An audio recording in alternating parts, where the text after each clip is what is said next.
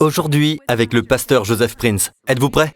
Très bien, regardez ce verset merveilleux de l'Écriture, du livre des psaumes, le psaume 97, verset 12. Juste, « Réjouissez-vous en l'Éternel et célébrez sa sainteté par vos louanges. » Célébrez sa sainteté par vos louanges. Maintenant, nous célébrons tous Dieu par nos louanges, parce que Dieu est bon. Amen. Il est facile de louer du fait que Dieu est bon. Nous le louons car Dieu est amour. Ça aussi, c'est facile. Nous le louons car Dieu est bienveillant. C'est tout naturel. Amen. Mais de célébrer sa sainteté par nos louanges. Pourquoi le faisons-nous? Pourquoi pouvons-nous célébrer sa sainteté par nos louanges? Maintenant, quand vous connaissez la réponse à cette question, vous trouvez cela merveilleux. Car aujourd'hui, votre paix et ma paix ont été assurées sur la base de la pleine justification de cette sainteté. La croix de Jésus-Christ a répondu à toutes les exigences de la sainteté de Dieu sur nous. Quand Jésus est mort sur la croix, c'est Dieu qui s'est lui-même pourvu l'offrande. D'accord? Combien croient que si Dieu pourvoit l'offrande expiatoire, elle sera parfaite, et que l'offrande expiatoire enlèvera complètement vos péchés de sa vue sainte? Or, si moi j'apporte l'offrande expiatoire, vous ne pouvez jamais y prêter foi. Mais si Dieu lui-même pourvoit l'offrande expiatoire, vous pouvez être sûr que quand la Bible dit que Jésus est apparu pour effacer les péchés, le péché est bel et bien effacé. J'insiste là-dessus pour que vous receviez bien le message, d'accord? Si Jésus annule le péché a été annulé. Amen. De la perspective d'un Dieu saint. Alléluia. Puis-je avoir un bon amen? Donc la Bible dit qu'à cause de ce que Christ a fait, la clause principale de la nouvelle alliance, c'est votre péché. Dieu dit, je ne m'en souviendrai plus. Je ne me souviendrai plus de tes péchés. Maintenant, Dieu n'a pas dit que je ne me souviendrai pas. Dieu dit, je ne m'en souviendrai plus. Cela signifie que dans le passé, il s'en est en effet souvenu. Quand Dieu s'est-il souvenu de tous nos péchés? Quand Jésus était sur la croix. C'est le moment où sa sainteté n'a pas pu oublier un seul péché. Il ne peut pas exempter même un seul péché. Cette sainteté de Dieu s'est souvenue de vos péchés depuis le jour de votre naissance, jusqu'au jour où vous rencontrerez Jésus face à face, toute votre vie de péché. Car si Dieu oublie un seul péché, cela voudra dire que Jésus-Christ doit revenir pour mourir à nouveau. Dieu ne peut pas permettre qu'un seul péché s'échappe. Dieu s'est souvenu de toute votre vie de péché. Dans le corps de Jésus-Christ. Dieu l'avait mis dans le corps de Jésus-Christ, et c'est là où Dieu s'est souvenu de vos péchés. Dans la Bible, l'expression « Dieu se souvient de vos péchés » signifie qu'il y aura un châtiment. Donc Dieu se souvient de nos péchés dans le corps de Jésus-Christ.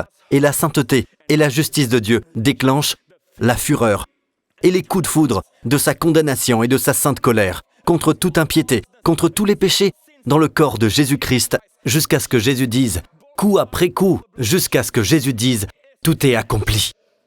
Et puis, il y a la satisfaction parfaite par rapport à tous nos péchés, qu'aujourd'hui Dieu peut nous regarder tous, et dans sa sainteté, non dans sa miséricorde, mais dans sa sainteté et sa justice, et nous dire « Je ne me souviendrai plus de vos péchés ». Vous m'écoutez? En fait, je me souviens que lorsque Dieu... Dites, connaissez-vous Balak? Combien savent qui est Balak? Le roi Balak. C'est une image de Satan, l'ennemi de Dieu.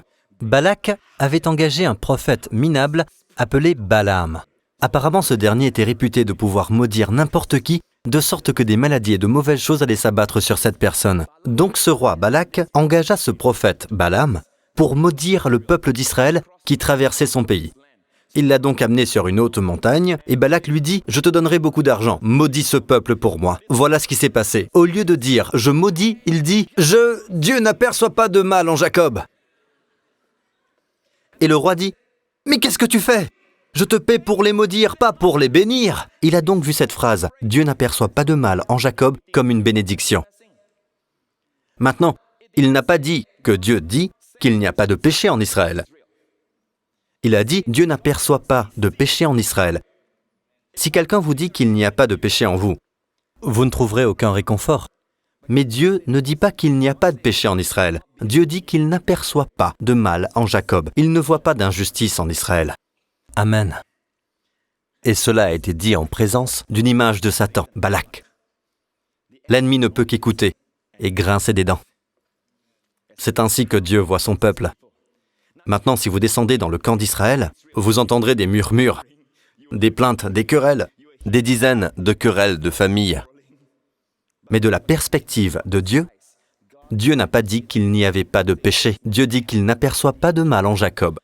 Et ses yeux saints ne peuvent pas voir le péché, car ses yeux saints ont vu nos péchés être punis dans le corps de Jésus-Christ.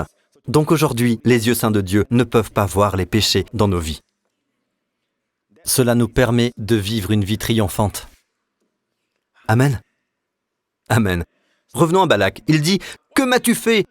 Suis-moi maintenant !» Et il l'amena sur une autre montagne. Peut-être qu'un changement de lieu inspirera à ce prophète la malédiction qu'on attendait de lui. Donc il l'amena sur une autre montagne. Et cette fois, la Bible dit que le prophète est entré en transe. Balaam est entré en transe. Et dans sa transe, la Bible dit qu'il a vu la vision du Tout-Puissant. Dites « vision du Tout-Puissant ». Ou en hébreu, la vision du Shaddai. Il a vu la vision de Dieu et c'est ce qu'il a dit du peuple de Dieu. Ils sont comme des aloès, au bord du fleuve, comme un jardin au milieu du désert, comme des cèdres le long de l'eau. Ce sont de belles paroles sur le peuple de Dieu, comme un arbre toujours nourri, toujours rayonnant, toujours vert au bord de l'eau, et cela en plein milieu du désert. Vous savez, il dit cela du peuple de Dieu. Non seulement Dieu n'aperçoit pas le péché dans son peuple, mais Dieu voit la beauté. Dieu voit la beauté. Non seulement Dieu ne voit pas le péché dans votre vie, mais Dieu voit la beauté de Jésus dans votre vie. Alléluia. Amen. Maintenant, je sais. Si nous ne voyons pas avec la vue du Tout-Puissant, nous voyons avec la vue de Monsieur Prince. Nous avons la vision de Monsieur Tan. Nous verrons les fautes des uns et des autres. Mais nous ne parlons pas de votre vision ou de ma vision. Nous parlons de la vision du Tout-Puissant. C'est ainsi que Dieu nous voit. Alléluia. Il ne voit pas le péché. Il voit la beauté. Amen, peuple de Dieu. Quand vous venez à Dieu, la vraie façon de voir à quel point vous croyez à toutes ces choses est que vous êtes complètement à l'aise en présence de Dieu. Vous lui demanderez des choses vraiment énormes. Vous voudrez demeurer dans sa présence. Et vous n'aurez pas peur.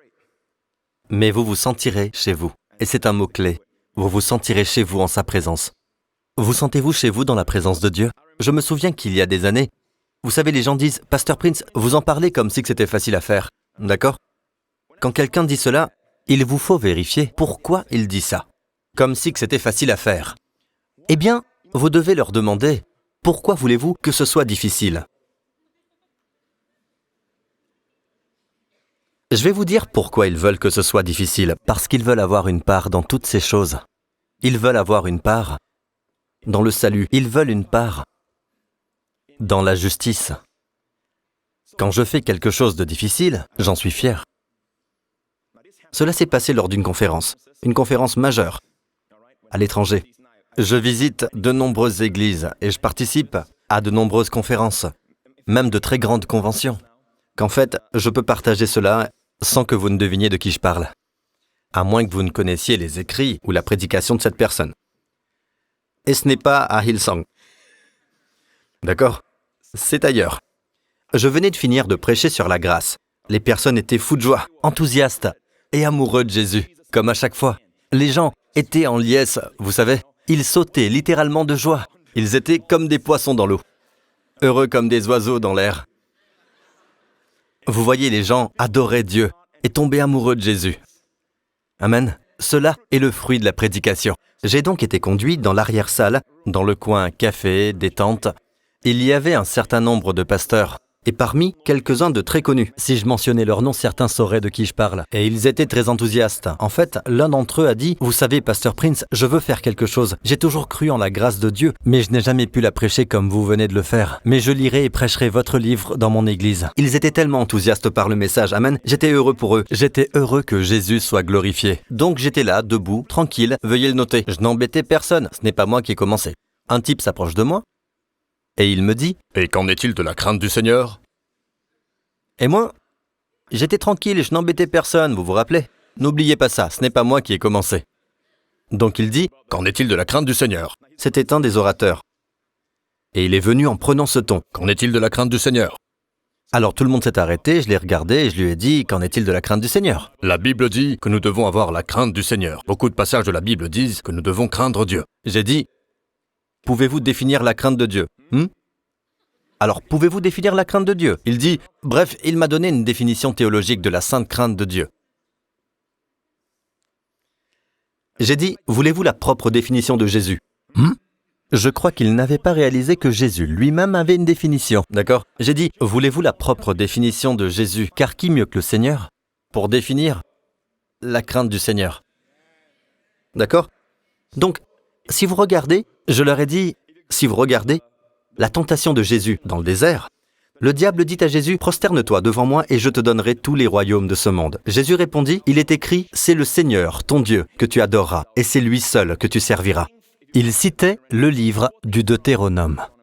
Mais si vous regardez dans le livre du Deutéronome, il est écrit « C'est l'Éternel, ton Dieu, que tu craindras, c'est lui que tu serviras ». Jésus l'a évidemment interprété à la lumière de la vérité. Tu adoreras. Ainsi Jésus a interprété la crainte de Dieu comme une adoration. Amen. Amen. Donc ce type, à cette conférence, n'en avait pas fini avec moi. Je pensais qu'il en avait fini. Il dit, eh bien pourquoi la Bible dit de travailler à votre salut avec crainte et tremblement? Vous savez, quand quelqu'un vous dit qu'il faut travailler à votre salut avec crainte et tremblement, savez-vous ce qu'ils essaient de dire? Ils essaient de donner l'impression qu'il ne suffit pas de croire, mais qu'il faut travailler à son salut. J'ai dit, frère, c'est une mauvaise citation. Vous citez des versets hors de leur contexte. Il dit, non, pas du tout, c'est dans Philippiens. J'ai dit, je sais d'où ça vient. Je peux même vous citer toute la partie. Et c'est ce que j'ai fait. Ainsi, mes bien-aimés, comme vous avez toujours obéi, travaillez à votre salut avec crainte et tremblement. Non seulement comme en ma présence, mais bien plus encore maintenant que je suis absent. Car c'est Dieu qui produit en vous le vouloir et le faire, selon son bon plaisir. En d'autres termes, c'est Dieu qui travaille. Vous ne pouvez pas travailler sur quelque chose que vous n'avez pas. Si vous n'avez pas le salut, vous travaillerez à quoi? Vous savez, Dieu produit en vous le vouloir et le faire. Par exemple, Dieu produit en vous la romance envers votre femme, et vous travaillez à cela. Dieu produit en vous la diligence au travail, travaillez à cela. Dieu produit en vous la patience envers ce frère, vous travaillez à cela. Vous travaillez sur ce que Dieu a d'abord produit en vous. Ne laissez personne vous dire que travailler à votre salut signifie travailler pour votre salut, car alors vous aurez un gros problème, vous serez en train de compromettre l'évangile. Vous ne vous y retrouverez plus. Devez-vous travailler pour votre salut ou est-ce par la grâce, par la foi en ce que Christ a fait? C'est un problème sérieux. Qu'en est-il de la crainte et du tremblement, Pasteur Prince? C'est ce que la Bible dit. Eh bien, vous devez toujours laisser la Bible définir la Bible. Vous savez ce que sont la crainte et le tremblement dans la Bible? Ce n'est pas ce que vous pouvez croire. Si vous regardez attentivement la Bible, vous verrez que c'est une très bonne connotation. L'apôtre Paul dit « J'ai été faible, craintif et tout tremblant chez vous. » Et que s'est-il passé? Son discours était une démonstration de l'esprit. Pour conclure, je voudrais vous montrer rapidement ce que sont la crainte et le tremblement. Laissons la Bible interpréter la Bible, d'accord? Maintenant, la Bible dit de travailler à votre salut avec crainte et tremblement. Donc, pour mieux comprendre, trouvons un autre passage de la Bible qui parle de crainte et de tremblement. Dans l'Ancien Testament, regardez ceci. Jérémie 33, verset 9. Dieu dit « Et ce sera pour moi un nom d'allégresse, une louange et un ornement parmi toutes les nations de la terre, qui apprendront toute la bonté dont j'ai usé envers eux. Et ils craindront et trembleront à cause de tout le bien et à cause de toute la prospérité dont je les ferai jouir. » Dieu dit, lorsque je bénirai mon peuple craindra et tremblera à cause de tout le bien et toute la prospérité dont je les ferai jouir. Et tout cela à partir de cette chose qu'il a produite en vous. Et vos yeux s'ouvriront sur toutes les bénédictions et tout l'amour de Dieu. L'expression la crainte et le tremblement est au sens figuré, car ce n'est pas la crainte et le tremblement dans le sens d'avoir peur de Dieu. Amen. Vous craignez et tremblez à cause de tout le bien et de toute la prospérité de Dieu. Amen. Je vais vous donner maintenant un autre verset, cette fois-ci du Nouveau Testament. Vous souvenez-vous de la femme qui avait une perte de sang pendant 12 ans? Elle souffrait d'une hémorragie pendant 12 ans. Elle vint par derrière Jésus et toucha son vêtement. Vous en souvenez-vous? Et elle a été guérie aussitôt. La Bible dit que Jésus se retourna et dit « Qui m'a touché ?» Maintenant écoutez, que lui est-il arrivé? Elle a été guérie. Mais Jésus demandait « Qui m'a touché ?» Regardez bien, Marc 5, verset 33. La femme, effrayée et tremblante, sachant ce qui lui était arrivé. Que lui était-il arrivé? Elle était guérie. Elle ne craignait ni ne tremblait à cause de mauvaises choses qui lui arrivaient, mais elle craignait et tremblait à cause de quelque chose de bien qui lui arrivait. La Bible interprète la Bible. Amen. Alléluia. Il y a beaucoup de questions auxquelles je n'ai pas répondu, je le sais. Ce n'est pas possible. Le temps me manquerait pour parler de Barak, Samson ou Gédéon, donc je ne peux pas tout dire, d'accord ?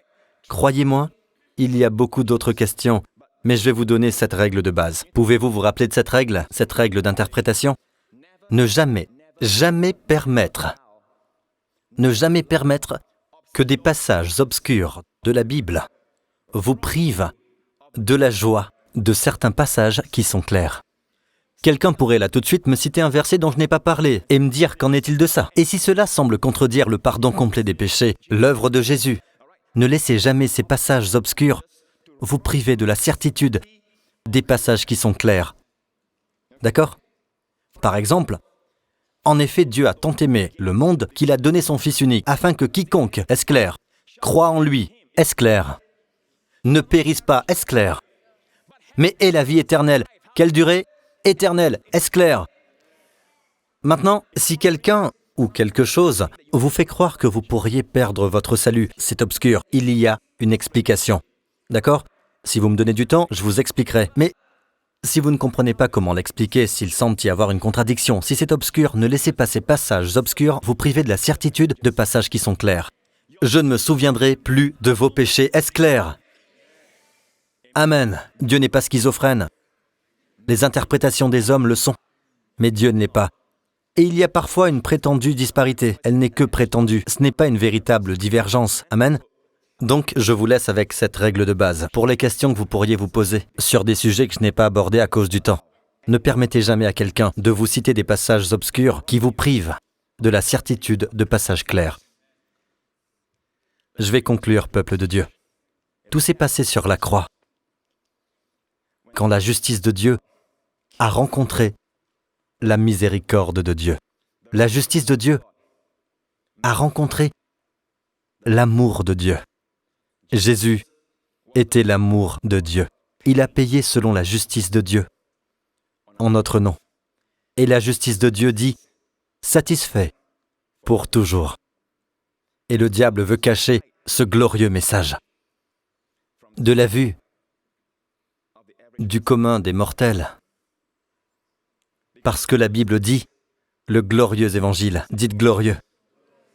La Bible dit que le diable, le Dieu de ce monde, a aveuglé leur intelligence afin qu'ils ne voient pas briller l'éclat que projette l'évangile de la gloire. Avez-vous déjà pensé pourquoi le diable doit aveugler l'esprit des gens pour ne pas voir le glorieux évangile ? Si notre évangile n'est pas attrayant, alors à quoi bon ? Pourquoi essayer d'aveugler l'esprit des gens ? Vous comprenez ? Votre femme ne vous couvrira jamais les yeux quand la femme devant vous ressemble à une grand-mère. Je veux dire qu'elle ne fera pas ça. Mais quand une femme est attirante, ou peut-être qu'elle est habillée d'une manière qui attire le regard, votre femme pourrait faire ça. N'est-ce pas ? Vous couvrir les yeux. Alors pourquoi le diable voudrait-il nous empêcher de voir le glorieux évangile ? Parce qu'il est si glorieux que si les yeux du monde n'étaient pas couverts, ils abattraient les murs. Amen. Parce qu'ils pensent que ce que nous avons ici, c'est de la religion, alors que nous avons une réalité merveilleuse, de se tenir devant Dieu dans la pleine lumière de sa sainteté, avec une conscience libre de condamnation et un cœur libre, sachant très bien que cette sainteté infinie ne peut pas tolérer la vue du péché. Mais je peux me tenir dans cette sainteté en sachant que, grâce à l'œuvre de Jésus, mes péchés ont été parfaitement effacés. Et cette lumière, quand on est dans la présence de Dieu, quand je viens à Dieu et je sens encore la lumière, n'ayez pas peur de cette lumière. La lumière ne dévoilera pas vos péchés. La lumière ne peut que montrer à quel point l'œuvre de Jésus est parfaite pour enlever les péchés. Je répète et je termine avec ceci. Quand vous venez à la présence de Dieu, c'est pourquoi les prêtres de l'Ancien Testament avaient des pierres précieuses sur la poitrine. Des pierres précieuses avec les noms des tribus d'Israël. Pour nous montrer, nous démontrer que Jésus, qui est notre grand prêtre aujourd'hui, porte votre nom et le mien sur son cœur d'amour, dans la présence de Dieu. Et pourquoi des pierres précieuses ?